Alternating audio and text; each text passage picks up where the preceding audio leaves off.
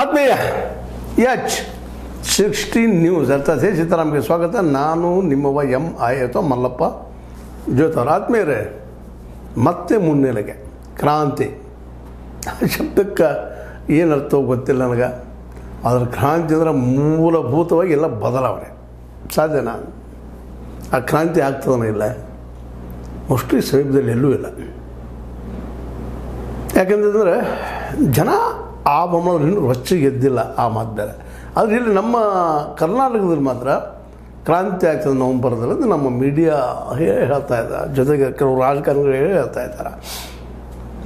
ವ್ಯವಸ್ಥೆ ಬದಲಾಗಲಿಕ್ಕೆ ಸಾಧ್ಯ ಇಲ್ಲ, ಅಲ್ಲಿ ವ್ಯಕ್ತಿಗಳು ಬದಲಾಗ್ಬೋದೇನೋ, ಅಂದ್ರೆ CM ಬದಲಾಗ್ಬೋದೇನೋ ಅನ್ನುವಂಥ ಒಂದು ಸಣ್ಣ ವಿಚಾರ ಎಲ್ಲಾದರೂ ಬಂದರೆ ಸಾಕು, ನಮ್ಮ ಮೀಡಿಯಾ ಹುರುಪಾಗಿ ಬಿಡ್ತದೆ.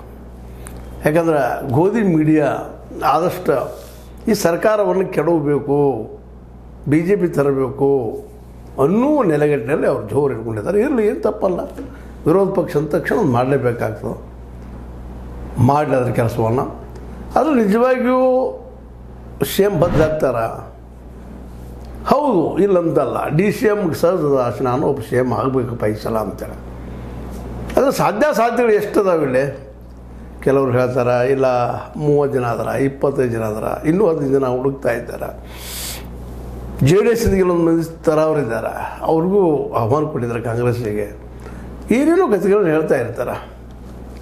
ನಾವಲ್ಲಿ ಗಮನಿಸಬೇಕಾಗಿದ್ದೇನಪ್ಪ ಅಂತಂದ್ರೆ, ಈ 45-50 MLAಗಳು ಹಿಂದೆ ಆಗಿದ್ದು ಉದಾಹರಣೆ ಕೊಡ್ತಾರೆ. ಮೇಲೆ ಇಲ್ಲ, ಹಿಂದೆ ಮಾಡಿದ್ರು ರಮೇಶ್ ನಮ್ಮ ಜಾರಕಿಹೊಳಿ ಅವರು, ಉಳಿದವರು 17 ಜನ ಹೋಗಿದ್ರು. 17 ಕೂಡಿಸ್ಬೇಕಾಗಿದ್ರೆ ಏನಾಗಿತ್ತು ನಿಮಗೆಲ್ಲ ಗೊತ್ತದ. ಯಾರು ಹಿಂದೆ ಎಷ್ಟು ಜನ ಹೋದರು, ಏನಾದರೂ, ಎಷ್ಟು ಜನ ಮುಂಬೈಯಲ್ಲಿದ್ದರು. ಬರೀ 17. ಇಲ್ಲಿ 45 ಶಾಸಕರನ್ನ ಎತ್ಕೊಂಡು ಹೋಗೋದು DK ಅವ್ರಿಗೆ ಸುಲಭದ ಮಾತಾ? ಒಮ್ಮೆ ಆದರೂ ವಿಚಾರ ಮಾಡಬೇಕಲ್ಲ ಅದನ್ನು. ಅಲ್ಲಿ ತನಕ ಇಲ್ಲೇನು ಕಡ್ಡಿ ಬಿರಿದಿನ ಕೂಡ್ತಾರೆ ಸಿದ್ದರಾಮಯ್ಯ ಬೆಂಬಲಿಗರು. ಒಂದು ಸ್ವಲ್ಪ DK ಅಲಗಾಡಿದ್ರೆ ಸಾಕು, ದಿಲ್ಲಿಗೆ ಹೋದ್ರೆ ಸಾಕು, ಹೈಕಮಾಂಡ್ ಭೇಟಿ ಆದರೆ ಸಾಕು, ಸೋನಿಯಾ ಅವ್ರನ್ನ ಭೇಟಿ ಆದ್ರೆ ಸಾಕು, ಮಧ್ಯ ಕಾಲಕ್ಕೆ ನಮ್ಮ ಪ್ರಿಯಾಂಕಾ ವಾಡ್ರಾ ಅಥವಾ ಗಾಂಧಿ ಅವ್ರನ್ನ ಭೇಟಿ ಆದ್ರೆ ಸಾಕು. ಸ್ವತಂತ್ರವಾದ ಮೀಡಿಯಾಗೆ ಬೇಕಾಗಿರುವುದು ಸ್ವತಂತ್ರ ಧ್ವನಿ. ಆ ಸ್ವತಂತ್ರ ಧ್ವನಿ ಉಳಿಸಲು ನೀವು ಮಾಡಬೇಕಾದದ್ದು ಇಷ್ಟೇ. ಅದೇನಪ್ಪಾ ಅಂತಂತಂದ್ರೆ, ನಿಮ್ಮ ಕೈಲಾದಷ್ಟು ಸಹಾಯ ಈ ಚಾನಲ್ಗೆ ಮಾಡಿ ಹಾಗೂ ನಿಮ್ಮ ಧ್ವನಿಯನ್ನು ಕಾಪಾಡಿಕೊಳ್ಳಿ. ಹೆಂಗೆ ಪುಂಕಾನ ಪುಂಕ ಹೇ ಬದಲಾದ ಕ್ರಾಂತಿ ಆಯ್ತಂತೇಳಿ ಕ್ರಾಂತಿ ಶಬ್ದದ ಅರ್ಥ ಕೆಡಿಸಿಬಿಟ್ಟಿದ್ದಾರೆ ಎಲ್ಲರೂ. ಮೂಲ ಬದಲಾವಣೆ ಪೂರ್ತಿಯಾಗಿ ಒಂದೇ ಹಂಗೆ ಆದರೂ ಸಹಿತ ಇವತ್ತು ಹಂಗಾದರೂ ಅದಕ್ಕೇನಂದ್ರಪ್ಪ ಅಂದ್ರೆ ಪಾರ್ಟಿ ಒಡಿದು ಅಂತ ಹೇಳ್ತಾರೆ. ಯಾವ ಪಾರ್ಟಿ ನಂಬಿ ಆಯ್ಕೆಯಾಗಿ ಬಂದಿದ್ರು ಅದ್ರ ಒಡೆದು ಹೋಗೋದಕ್ಕೆ ಅದು ಕ್ರಾಂತಿ ಅಲ್ಲದು, ಅದು ಸ್ವಲಾಭಕ್ಕಾಗಿ ಕ್ರಾಂತಿ ಆಗಿರೋದಿಲ್ಲ. ಇಡೀ ವ್ಯವಸ್ಥೆಗೆ ಲಾಭ ಆಗುವಂಥದ್ದು ಇರ್ತದೆ, ಆಮೂಲಾಗಿ ಪರಿವರ್ತನೆ ಮಾಡೋದಿರ್ತದೆ. ಅದಕ್ಕೆ ಕ್ರಾಂತಿ ಅಂತೀವಿ. ಅದರಿಂದ ರಕ್ತ ಕ್ರಾಂತಿ ಆಗ್ತದೆ, ಮತ್ತೇನೂ ಆಗ್ತದೆ. ಅದು ತಪ್ಪ ಮಾತು ಬೇರೆ. ಇಲ್ಲಿ ಆ ಕ್ರಾಂತಿ ಭಾಳಷ್ಟು ಕಡಿಮೆ. ಒಂದು ವೇಳೆ DK ಅವರು 45 ಜನ ತೊಗೊಂಡು ಹೋದರೂ ಅದು ಮುಂದಿನ ಮಾತು. ಹೊಡೆಯುವುದಂತೆ ಆಸ್ಪಾಸಲ್ಲಿ ಹೇಳಿಲ್ಲ. ಇನ್ನೇನು ಪರಿವರ್ತನೆ ತಮಗೆ ಬೇಕಂತ ಮಿನಿಸ್ಟ್ರುಗಳಿಗೆ ಪಾಪ ಭಾಳ ಜನ ಕೂತಿದ್ದಾರೆ, ನಾವು ಆಗಬೇಕು ಅಂತೇಳಿ ಅವ್ರಿಗೆ ಸಮಾಧಾನ ಮಾಡಿಸಲು ಸಂಪುಟ ಪುನರ್ರಚನೆ ಅಂತ ಆಗ್ಬೋದು. ಕ್ಯಾಬಿನೆಟ್ ರಿಶಫಲ್ ಆದರೂ ಆಗ್ತದೆ, ಮತ್ತು ಅದು ಮಾಡಲೇಬೇಕಾಗಿದೆ. ಅದಕ್ಕಾಗಿ ಅದು ಬಂದ ತಕ್ಷಣ ಕ್ರಾಂತಿ ಆಗ್ತದೆ, CM ಬದಲಾಗ್ತಾರೆ, DCM CM ಆಗ್ತಾರೆ ಅನ್ನೋದ್ರಾಗ CM ಆಗ್ತಾರೆ ಅನ್ನೋದನ್ನ ಮತ್ತು ಭಯ ಆಗಿದೆ. ಅಷ್ಟರೊಳಗೆ ನಮ್ಮ ಪರಮೇಶ್ವರಪ್ಪನವರು ಅಥವಾ ನಮ್ಮ ಸತೀಶ್ ಅವರು ಸ್ಟಾರ್ಟ್ ಮಾಡಿದ್ದಾರೆ. ಇಲ್ಲ, ಕ್ಲಿಯರ್ ಮಾಡಲಿ ಹೈಕಮಾಂಡ ಅಂತೇಳಿ ಸ್ಟೇಟ್ಮೆಂಟ್ ಸ್ಟಾರ್ಟ್ ಮಾಡಿದ್ದಾರೆ. ಇದಾಗಬಾರ್ದು ಅನ್ನೋ ಅಂದ್ರೆ ಒಂದು ಮಾತು ಅನ್ನೋದ್ರೆ ಇನ್ನೊಬ್ರು ಎದ್ದು ಕೂತಿರ್ತಾರೆ. ಮತ್ತು ನಮ್ಮ ಮೀಡಿಯಾಗೂ ಒಂದು ಸುದ್ದಿಗಳು ಬೇಕಾಗ್ತಾವೆ. ಆ ಸುದ್ದಿ ದಿನಕ್ಕೆ ಚರ್ಚೆ ಮಾಡೋದು ಮುಂಜಾನೆ ಸಾಯಂಕಾಲ ತನಕ. ಆ್ಯಕ್ಚುಲಿ ಈ ದೇಶದ ಸಮಸ್ಯೆಗಳು ಭಾಳಷ್ಟು ಅದಾವೆ. ಇಲ್ಲಿ ನಿರುದ್ಯೋಗ ಅದ ರೀ, ಬಡತನದ, ಭ್ರಷ್ಟಾಚಾರದ. ಯಾವ ಪಾರ್ಟಿ ಇದ್ರೂ ಬದಲಾಗಿಲ್ಲ. ಅದು ಅಧಿಕಾರಿ ಹಂಗೆ ಇರ್ತಾರೆ, ಅವ್ರು ತುಳು ದಂಧೆ ಮಾಡೋದಿರ್ತಾರೆ. ರಾಜಕಾರಣಿಗಳು ಎರಡು ಕಡೆ ರಾಜಕಾರಣಿಗಳು, ಒಂದೇ ಪಕ್ಷ ಅಲ್ಲ, ಆಡಳಿತದೊಳಗೆ ಇರ್ಬೋದು, ವಿರೋಧ ಪಕ್ಷ ಇರ್ಬೋದು. ಅವ್ರಿಗೇನು ಒಂದು ಮೇಯ್ದು ಕೋತ ಪಾರ್ಟಿ ಫಂಡ್ ಕೊಟ್ಟರೆ ಅದನ್ನು ಹಮಾರಿ ಬಿ ಚುಪ್ ತುಮಾರಿ ಬಿ ಚುಪ್. ಇದ್ರ ಬಗ್ಗೆ ಯಾವ ಚರ್ಚೆನೂ ಇಲ್ಲ. ಎದ್ದ ತಕ್ಷಣ ಮೀಡಿಯಾ ಸಿದ್ದರಾಮಯ್ಯ ಬದಲಾದ್ರ ಅನ್ನೋದು. ಅದ್ರ ಜೊತೆಗೆ HD ಕುಮಾರಸ್ವಾಮಿಗಳು ತಮ್ಮ ಪಾರ್ಟಿ ನಾಶ ಮಾಡ್ಕೊಂಡ್ರ ಇಲ್ಲ, DK ಶಿವಕುಮಾರ್ ಅವ್ರನ್ನ ಜೈಲಿಗೆ ಇಟ್ಟಿದ್ದಾರೆ CBIಗೆ. ಅದು ಇರ್ತದೆ ಈಗ ನೋಡೋಕೆ. CBI ಇದ್ದು ನಮ್ಮ ಶಿವಕುಮಾರ್ ಅವ್ರನ್ನ ಜೈಲಿಗೆ ಹಾಕ್ತದೆ ಅಂತೇಳಿ.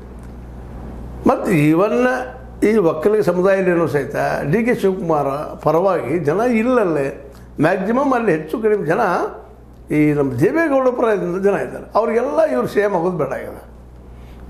ಯಾಕಂದ್ರೆ ಅವ್ರಿಗೂ ಮನೆತನ ರಾಜಕಾರಣ.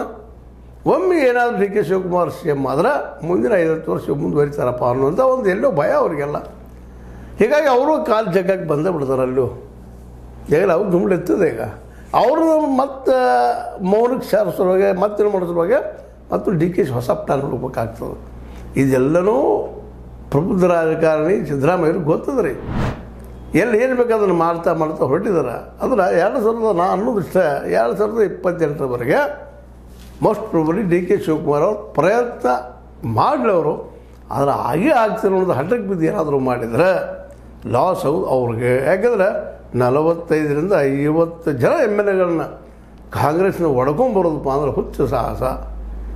ಯಾಕೆಂತಂದ್ರೆ ಅಲ್ಲಿ ಹೊಡ್ಕೊಂಬರ್ಬೇಕು.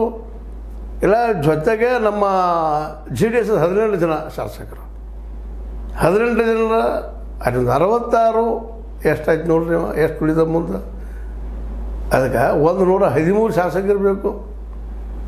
ಅಂದರೆ 45-50 ಸಮೀಪ ನಿಮಗೆ ಶಾಸಕರು. ಇದೆಲ್ಲ ತೊರೆದು ಅಂದುಕೊಂಡಷ್ಟು ಸುಲಭಲ್ಲ. ಯಾಕಂದರೆ ಪ್ರತಿಯೊಬ್ಬ ಶಾಸಕರಿಗೂ ಅವ್ರದ್ದೇ ಅಂತ ವೇಟ್ ಇರ್ತದೆ, ಅವ್ರದ್ದೇ ಅಂತ ಬೆಲೆ ಇರ್ತದೆ. ಹೌದು, ಪ್ರತಿ ಶಾಸಕರಲ್ಲೂ ಕೋಟಿನಲ್ಲಿ ತೊಗೊಳ್ಬೇಕು, ಮಾಡಬೇಕು, ಪಕ್ಷಾಂತರ ಆಗಬೇಕು, ನಾವು ಮಿನಿಸ್ಟರ್ ಆಗಬೇಕು ಅನ್ನೋದು ಎಲ್ಲರಲ್ಲೂ ಆಸೆ ಇದ್ದಾವೆ. ಯಾರಿಲ್ಲ ಅಂತಲ್ಲ. ನಾನು MLA ಇದ್ದರೆ ನನಗೂ ಅದು ಆಸೆ ಇರ್ತದೆ. ಬರಲಪ್ಪ ಒಂದು 5 ಕೋಟಿ ರೂಪಾಯಿ ನನಗೂ ಅಂತೇಳಿ ಸ್ವಾಭಾವಿಕ ಅದು. ಆದರೆ ಅಷ್ಟೆಲ್ಲ ಜನ ಒಮ್ಮೆಗೆ ಹೋಗ್ತಾರೆ ಅನ್ನೋ ಒಂದು ದೊಡ್ಡ ಪ್ರಶ್ನೆ ಅದು. ಒಬ್ಬರು ಇಬ್ಬರು 4, 5, 10, 17 ಇದ್ದರೆ ಆಗ್ತಿದೆ. 17 ಒಂದು 5 ಈಗಿಂದ ಈಗ 20 ಇದ್ದರೂ ಆದಿತ್ಯನೋ ಅದರಲ್ಲಿ ಭಾಳ ಡಿಸ್ಟೆನ್ಸ್ ಅದ. ಹೀಗಾಗಿ DK ಶಿವಕುಮಾರ್ ಅವರು ಆ ಮ್ಯಾಕ್ಸಿಮಮ್ ಪ್ರಯತ್ನ ಮಾಡೋಕ್ಕಿಂತಲೂ ಇನ್ನಷ್ಟು ಒಳ್ಳೆಯ ಕಾರ್ಯಗಳು ಏನು ಮಾಡೋಕ್ಕೆ ಸಾಧ್ಯದ, ಒಳ್ಳೆಯ ಆಡಳಿತಗೊಳ್ಳಕ್ಕೆ ಏನು ಸಾಧ್ಯದ ಕಾಂಗ್ರೆಸ್ನಿಂದ. ಅದ್ರ ಜೊತೆಗೆ ಶಿಕ್ಷಣ ಕ್ಷೇತ್ರದಲ್ಲಿ ಏನು ಮಾಡಲಿಕ್ಕೆ ಸಾಧ್ಯದ. ಶಿಕ್ಷಣ ಕ್ಷೇತ್ರ ಇವತ್ತು ಪ್ರೈವೇಟ್ದವ್ರ ಕೈ ಸಿಕ್ಕೊಳ್ಪ ಬಡ ಮಕ್ಕಳು ಕೆಲವು ಸ್ಥಿತಿನೇ ಇಲ್ಲ ಇವತ್ತು. ಇದ್ರ ಬಗ್ಗೆ ಏನು ಮಾಡಲಿಕ್ಕೆ ಸಾಧ್ಯದ. ಫ್ರೀ ಎಜುಕೇಷನ್ ಕೊಡಲಿಕ್ಕೆ ಸಾಧ್ಯದನ, ಫ್ರೀ ಮೆಡಿಸಿನ್ ಕೊಡಲಿಕ್ಕೆ ಸಾಧ್ಯದನ, ಮುಖ್ಯ ಶಿಕ್ಷಣ ಕೊಡಿಸ್ಬೇಕಾಗಿದೆ. ಆ ದಿಸೆಯಲ್ಲೇ ಪ್ರಯತ್ನ ಮಾಡ್ತಾ ಝಳಕ ತಿಳಿಸ್ತಾ ಹೊರಟ್ರೆ DK ಶಿವಕುಮಾರ್ 2020 ತಾನೇ ಚೀಫ್ ಮಿನಿಸ್ಟರ್ ಆಗ್ತಾರೆ ರೀ, ಸೇಮ್ ಆಗ್ತಾರೋ. ಯಾಕಂದರೆ 2022 ನಂತರ ಸಿದ್ದರಾಮಯ್ಯವ್ರಿಗೆ ಮತ್ತೆ ಕಂಟಿನ್ಯೂ ಮಾಡಪ್ಪ ಅಂತ ನಿಶ್ಚಿತವಾಗಿಯೂ ಹೈಕಮಾಂಡ್ ಹೇಳಲಿಕ್ಕಿಲ್ಲ, ಹೇಳುವುದಿಲ್ಲ ಅನ್ನುವಂಥದ್ದು. ಯಾಕಂದ್ರೆ ಹೊಸ ನಾಯಕನ ಬೆಳೆಸಬೇಕಾಗಿದೆ. ಇಲ್ಲ ಆಲ್ರೆಡಿ 75 ಸಮೀಪದ್ದಾರೆ ನಮ್ಮ ಸಿದ್ದರಾಮಯ್ಯನವರು. ಮತ್ತು ಅವ್ರಿಗೆ ವಯಸ್ಸು ಆಗ್ತಾಯಿದೆ, ಸಹಜ ಅದ. ಅದಕ್ಕೆ ಹೈಕಮಾಂಡ್ಗೂ ಒಂದು ಹೇಳಲಿಕ್ಕೆ ಅನುಕೂಲ ಅದ. ನೀವು ಸರಿ ರೀ ಪಾಪ ಹೊಸ ಹುಡುಗರು ಬರಲಿ, ನೀವು ಪಾರ್ಟಿ ಸಲ ದುಡೀರಿ, ರಗಡ ಅದ್ರ ಸುಖ ಉಂಡಿದ್ದೀರಿ ಅಂತ ಹೇಳಲಿಕ್ಕೆ ಹಕ್ಕುಗಳದಾವು. ಮತ್ತು ಅದನ್ನು ನಿಲ್ಲಕ್ಕೆ ಆಗುವುದಿಲ್ಲ ಸಿದ್ದರಾಮಯ್ಯನಿಗಾದರೂ. ಎಲ್ಲಿ ಇಡೀ ಕರ್ನಾಟಕದಲ್ಲೇ ನಿರಂತರ 10 ವರ್ಷಗಳವರೆಗೆ ಸೇಮ್ ಆದವ್ರು ಯಾರು ಅದಾರ? ಈಗ ಇದ್ದಂಥವ್ರು ಹೆಚ್ಚು ಸೇಮ್ ಆದವರು ನಮ್ಮ ದೇವರಾಜ್ ಅರಸ್. ಆ ದೇವರಾಜ್ ಅರಸನ್ನು ಮೀರಿ ಇವರು ಅಧಿಕಾರ ಕೊಟ್ಟಿದ್ದಾರೆ ಕಾಂಗ್ರೆಸ್ಸಿಗರು. ಮತ್ತು ಮೂಲದವ್ರು ಕಾಂಗ್ರೆಸ್ಸಿಗರಲ್ಲ, ಕಾಂಗ್ರೆಸ್ನ ವಿರೋಧ ಮಾಡಿ ಬಂದಂಥವ್ರು ರಾಜಕೀಯಕ್ಕೆ. ಆರಂಭದಲ್ಲಿ ರಾಜಕೀಯ ವಿರೋಧಿಗಳು ಕಾಂಗ್ರೆಸ್ಸಿಗೆ, ಆದರೂ ಅವ್ರಿಗೆ ಕೊಟ್ಟಿದ್ದಾರೆ. ಸೋಷಿಯಲ್ ಜಸ್ಟಿಸ್ ಇರ್ಬೋದು, ಸೋಷಿಯಲ್ ಮತ್ತೇನು ಇರ್ಬೋದು, ಒಬ್ಬ ನಾಯಕ ಅಂತ ಗುರುತ ಮಾಡಿದ್ದಾರೆ. ಮೋಸ್ಟ್ಲಿ ಅವರು 2022 ಈ ಒಂದು ಮುಖ್ಯಮಂತ್ರಿ ಸ್ಥಾನಕ್ಕೆ ಸ್ಪರ್ಧೆ ಮಾಡಲಿಕ್ಕಿಲ್ಲ ಅನ್ನೋದು ಮ್ಯಾಕ್ಸಿಮಮ್ ಮಾತುಗಳಿದ್ದಾವೆ. ಮತ್ತು ಅವ್ರಿಗೂ ಅನ್ನಿಸ್ತದೆ, ಯಾವ್ದು ತಮಗೂ ಸಹ ಅನ್ನಿಸ್ತದೆ. ಏನೋ ಮೊನ್ನೆ ಅಂದಿದ್ದಾರೆ, ಇಲ್ಲ ನಾನು 2020 ನಾನು ಟ್ರಾವೆಲ್ ಹೋಗಿ ಮಾತಾಡಿದ್ದಾರೆ. ಅದು DK ಶೆಟ್ಟಿಗಾಗಿಯೋ ಅಥವಾ ಹೈಕಮಾಂಡ್ ಮೇಲೆ ಶೆಟ್ಟಿಗಾಗಿಯೋ ಯಾವುದವ್ರಿಗೆ ಬಿಟ್ಟಂಥ ವಿಷಯ ಅದಿರೋದ್ರಲ್ಲಿ ಸಂಪುಟ ಪುನರ್ರಚನೆ ಆಗ್ತದೆ ಇಲ್ಲಂತಲ್ಲ. ಆದರೆ 3 ವರ್ಷ ಅಂತ ಇದ್ದಾರೆ ಅವರು.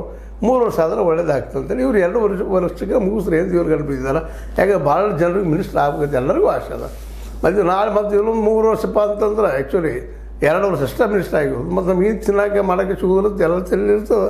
ಇವ್ರು ಸಚಿವರಾಗೋದು, ಶಾಸಕರಾಗೋದು ಅದಕ್ಕಿಲ್ಲ. ಮ್ಯಾಕ್ಸಿಮಮ್ ಜನಸೇವೆ ಮಾಡೋಕ್ಕಿತ್ತು, ತಮ್ಮ ಸೇವೆ ಮಾಡಿಕೊಂಡು ತಮ್ಮ ಜನರನ್ನು ತಮ್ಮ ಬೇಕಾದಂಥವ್ರನ್ನ ಬೆಳೆಸುವಂಥದ್ದು, ಕೋಟಿಯಲ್ಲಿ ಗಳಿಸುವಂಥದ್ದು ಅಂತ ಇವತ್ತು ಒಂದು ಸಾಮಾನ್ಯ ವ್ಯಾಖ್ಯಾನ ಆಗಿಬಿಟ್ಟದು. ಎಲ್ಲೋ ಒಬ್ಬರು ಇರ್ಬೋದು ಭಾಳ ಪ್ರಾಮಾಣಿಕರು, ಅವ್ರು ಹುಡುಕಿ ಸಿಗಬೇಕಾಗ್ಯದ. ಹಾಗಲಿ ಇವತ್ತು ದೀಪ ಹಚ್ಚಿ. ಯಾಕಂದ್ರೆ ಪ್ರತಿ MLA 224 MLAಗಳ ಹಿಂದೆ ಒಂದೊಂದು ಏನೋ ಆರೋಪಗಳಿದ್ದಾವೆ.